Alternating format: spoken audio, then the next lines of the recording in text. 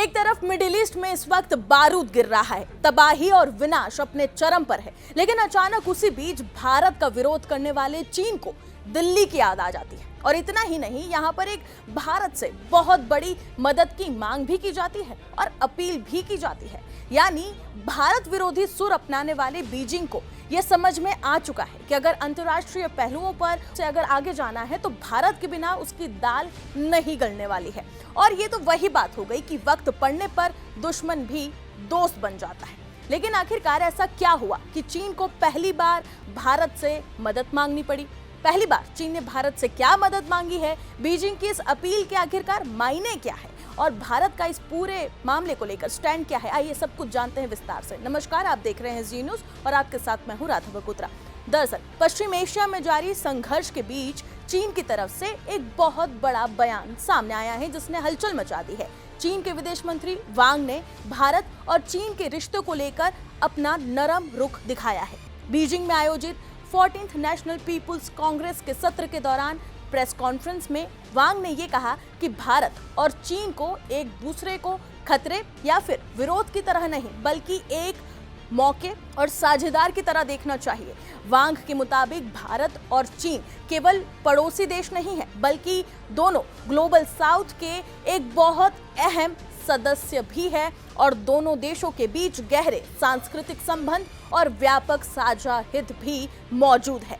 चीन की तरफ से ये बयान बता दें कि एक ऐसे समय में आया है जब वैश्विक स्तर पर रणनीतिक समीकरण इस वक्त तेजी से बदल रहे हैं। वांग ने साफ तौर पर यह कहा कि भारत और चीन को अंतर्राष्ट्रीय मंचों पर एक दूसरे का समर्थन करना चाहिए। खासकर ब्रिक्स संगठन को लेकर चीन ने भारत से सहयोग की यहां पर उम्मीद जताई है। दरअसल बता दें कि इस साल ब्रिक्स की अध्यक्षता भारत के पास है और अगले साल ये अध्यक्षता, ये जिम्मेदारी चीन संभालेगा। ऐसे में चीन ये चाहता है कि दोनों देश यानी कि भारत और चाइना मिलकर ग्लोबल साउथ की आवाज को मजबूत करे। वांग ने यह भी कहा कि अगर भारत और चीन सहयोग करते हैं तो ये पूरे एशिया के विकास और इतना ही नहीं, ये पुनरुत्थान के लिए फायदेमंद होगा। अब आप समझिए कि चीन का ये जो बदला हुआ रवैया है ये क्यों है।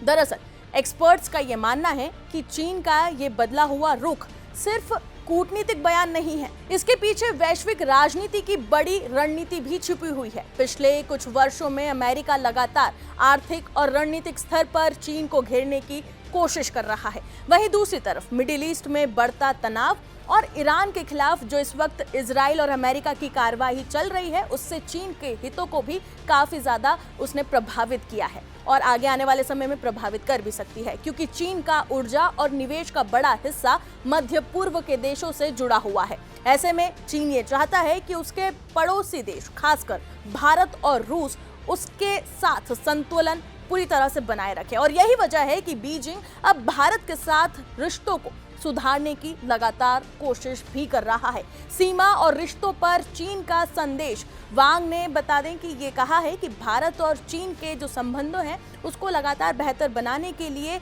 4 अहम बातें भी सामने रखी गई है। पहली, दोनों देशों को एक दूसरे को कॉम्पिटिटर की तरह नहीं बल्कि साझेदार की तरह समझना चाहिए। दूसरा, सीमा क्षेत्रों में शांति और स्थिरता बनाए रखना चाहिए। दोनों देशों की जो प्राथमिकता है उसको लेकर भी यहाँ पर बात रखी गई है। वहीं तीसरा पहलू जो सामने आया वो ये है कि व्यवहारिक सहयोग के जरिए साझा विकास को बढ़ावा दोनों देशों को देना जरूरी है। और चौथा पॉइंट जो यहाँ पर सामने आया वो ये था कि अंतर्राष्ट्रीय मंचों पर मिलकर चीन और भारत को काम करना चाहिए ताकि ग्लोबल साउथ को मजबूत बनाया जा सके। अब समझिए कि चीन की ये अपील इतनी अहम क्यों है।